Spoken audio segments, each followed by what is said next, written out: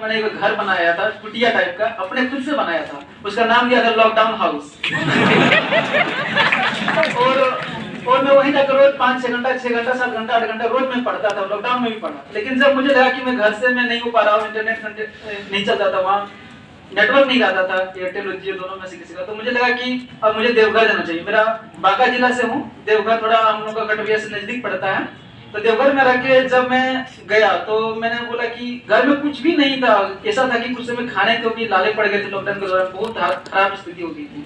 लेकिन मैंने माँ से बोला कि मुझे पढ़ना है, उनको कुछ पैसा दो। शायद मेरे माँ के पास 150 रुपये थे और वही 150 रुपया पूरा घर का संपत्ति था शायद उस टाइम, कुछ था नहीं। तो उसने मुझे दिया और मैं भाड़ा करके आया देवघर। वहाँ रहा, एक दोस्त के पास रहा 10-15 दिन तक, उसके साथ रहा। उसके बाद फिर मैंने ट्यूशन पढ़ाया बच्चों को, और उसके बाद धीरे धीरे अपना पढ़ाई का खर्चा निकाला। और उसके बाद भाई साहब लॉकडाउन खत्म हुआ तो भाई साहब फिर से दुकान लगाने चले गए कोलकाता। तो फिर वहां से मुझे सब मिली। उसी बीच में खान सर का जो बैच आ गया ऑनलाइन, वो ऑनलाइन नहीं आता तो मैं आज यहाँ नहीं होता। तो ऑनलाइन में जो है, ऑनलाइन में पॉलिटी स्टार्ट हुआ था 11 रुपये का बैच, और उसमें मेरा तो मिस कर गया था। मैं 2 दिन के बाद एडमिशन लिया था, 99 रुपये में मैंने वो बैच परचेज किया। वहीं से पॉलिटी पढ़ा, फिर हिस्ट्री पढ़ा, फिर ज्योग्राफी पढ़ा, फिर इकोनॉमी पढ़ा, सब 200 रुपये वाला बैच था, 99 रुपये वाला शुरू में था। तो वहां से पढ़ा, उससे मेरा बेसिक मजबूत हुआ। उसके बाद मैंने सर सेल्फ स्टडी से प्रिपरेशन की 67 का मैं पीटी दिया, पीटी में हो गया। मेंस दिया तो मेंस में हो गया। मेंस का जब रिजल्ट आया तो थोड़ा सा मैं बताना चाहूंगा कि मेरे भाई जो है, मेंस का रिजल्ट आने से पहले 67 बीपीएससी बहुत लंबा चला, लगभग 2 साल लगे इसमें। तो घर वाला भी समझ रहे थे क्या कर रहा है, इतना दिन हो गया नहीं हो रहा। तो रिजल्ट आने से 2-4 दिन पहले मेरे भैया बोल रहे थे ऐसा करो ना, आजकल टीचर का बहुत ज्यादा नौकरी हो रहा है, ऐसा करो तुम टीचर बन जाओ। तो मुझे शायद भैया को पता नहीं कि टीचर बनने के लिए 2 साल का ट्रेनिंग करना पड़ता है, डीएलएड या बीएड वगैरह करना पड़ता था, उनको ये पता नहीं था। फिर बोला कि उसके लिए और भी ज्यादा अभी प्रॉब्लम है। तो फिर मैंने बोला कि नहीं देखिए हो जाना चाहिए। तो फिर जब 67 का मेरा मेंस का रिजल्ट आया तो मैं यही टेंशन में था कि ड्रेस कहाँ से आएगा, क्योंकि मेरे पास उस टाइम अच्छा ड्रेस इंटरव्यू के लिए ब्लेजर वगैरह लेने में 8-9 हज़ार तो लग जाते हैं।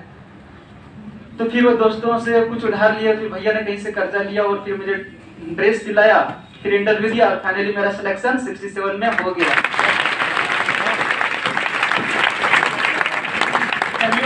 हुआ है उनके कुमार राय 758 रैंक के साथ 67 में हो गया।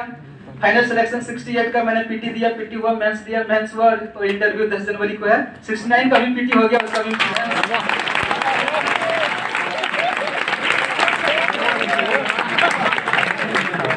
यही कहना चाहूंगा कि परिस्थितियां सबके साथ अलग रहती, मेरे साथ कुछ डिफरेंट थी, सबके साथ किसी का मेरे से भी खराब होगी, कोई किसी का फाइनेंशियल है, किसी का मेंटली, ढेर तरह की होती है। लेकिन आप लोग उस पर परिस्थितियों को अपने ऊपर हावी नहीं होने दें, आप परिस्थिति के ऊपर हावी हो जाएं।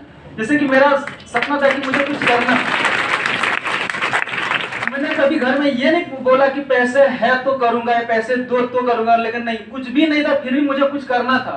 और दूसरा था कि जब मैं पटना छोड़ने से पहले खान सर यहाँ बोला करते थे क्लास में, एक दिन जब तुम लोग अधिकारी बन के आओगे तो पर्सनली तुमको नंबर दूंगा और अपना मिठाई तो लेके आपसे खाऊंगा। तो आज मुझे ऑफिस में मेरा पर्सनल नंबर भी मिल गया है, ये मेरा सपना पूरा हो गया। जब बीच में मैं खान सर को और हम लोग सर से इतना संबंध पहले था, जब ये लॉकडाउन से पहले का, तो मुझे पता नहीं था कि खान सर इतने बड़े मेगा स्टार बन जाएंगे, बड़ा तो मुझे जब लिख रहा था मैं सोचा अंदर तो फेमस हो चुके इतना सारा, तो मुझे लग रहा था कि नहीं, मुझे खान सर का नंबर चाहिए तो चाहिए, चाहे मुझे 2 घंटा एक्स्ट्रा क्यों न पढ़ना पड़ जाए। लेकिन रात में 2 बजे तक लिखता था, मैं 2 की जगह 3-4 बजे तक लिखता था मैथ्स के टाइम में। तो लेकिन था कि नहीं, सर से मिलना है, सर का नंबर लेना है। और मुझे रिजल्ट आए हुए 50 दिन से ज्यादा हो गए और मुझे यहाँ आने में लेट हुई। इसके पीछे भी आप लोग जान थोड़ा मेरा संघर्ष था कि कभी इतना हो नहीं पा रहा था कि मैं इधर फिर आऊँ। तो मैं 68 का डॉक्यूमेंट वेरिफिकेशन के लिए आया था, कुछ पैसे लेके, तो उसके साथ सोचा कि सर से भी मिल लेता हूँ, पर्सनली आने के लिए मेरे पास।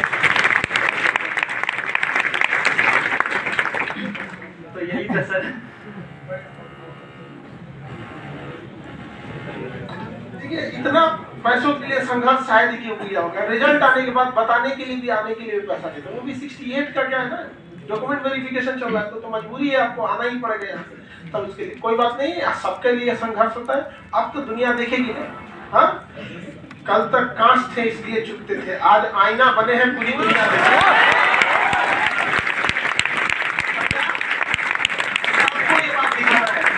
लड़की लड़का सब लोग यहाँ समझा कि नहीं कर, लड़के लोग आप लोग के लिए भी देखिए, कल स्वराज आई हुई थी, एमईएस भी उनका भी था फर्स्ट अटेम्प्ट में, इनका भी फर्स्ट अटेम्प्ट। आप लोग भी जब निकालिएगा, आप लोग को भी कोई गाइडेंस जरूरी होगा तो ये लोग आपको गाइडेंस जरूर प्रोवाइड कराएंगे। इनकी भी अब नैतिक जिम्मेदारी है, क्योंकि जब इन युवाओं के हाथ में शासन जाता है ना, तो वही है जो देश बदल सकता है। आपको लगता है कि इतना ईमानदार व्यक्ति जाके साथ करप्शन करने वाले, समाज बदल जाएगा यहाँ पे एकदम। यही उद्देश्य के साथ हम लोग भी नींव रखे थे इस चीज के। और आप लोग का भी अब ये दायित्व बनता है कि एक बार अपने लिए तो पढ़ते ही हैं, समाज बदलने के लिए भी एक बार पढ़ाई कीजिए, ताकि देश के परिवर्तन में गुलामी अगर रहती, हम देश के पास अगर गुलामी रहती तो शायद हम लोग स्वतंत्रता संग्राम में भाग लिए रहते। उस समय समस्या गुलामी की थी, आज समस्या भ्रष्टाचार की है यहाँ।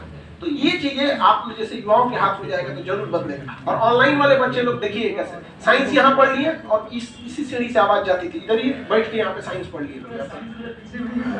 और ऐसा नहीं कि इस शौक से, ऐसा नहीं कि बिना देखे, अभी इनका कहना है कि बिना देखे पढ़ी साइंस, ये जस्ट इसके बगल वाली सीढ़ी है ना, यहाँ पे दिखती है, यहाँ पे जब यहाँ पढ़ाते थे तो यहाँ पे भी भीड़ लगी रहती थी।